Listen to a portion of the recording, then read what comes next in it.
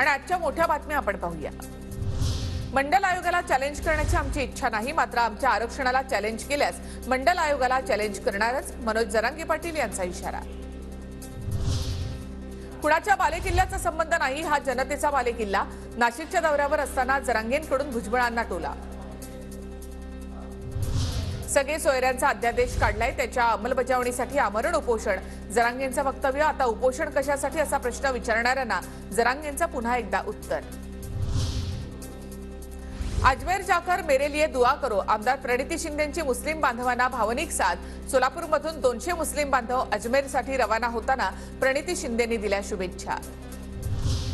आमदार रोहित पवारांकडून वकिलांमार्फत ईडी कार्यालयामध्ये कागदपत्र। 2 वेळा रोहित पवार ईडी कारवाईसाठी इथे दाखल झाले होते।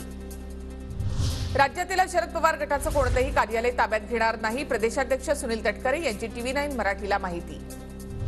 हमी भावापेक्षा कमी दराने कापूस विकू नका, देवेंद्र फडणवीसांचं शेतकऱ्यांना आवाहन। कापूस खरेदी केंद्र भविष्यात वाढवणार असल्याची फडणवीसांची माहिती। शरद पवार राज्यव्यापी दौरा करणार असल्याची सूत्रांची माहिती। 15 ते 17 फेब्रुवारीला बारामती दौरा, तर 18 तारखेला पवारांचा पुरंदर दौरा। 21 फेब्रुवारीला वळसे पाटलांच्या मतदारसंघात दौरा असेल, सूत्रांची माहिती।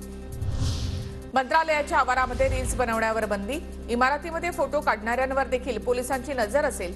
पुण्यातील कुख्यात गुंड निलेश घायवळचे रील्स व्हायरल झाल्यानंतर हा निर्णय।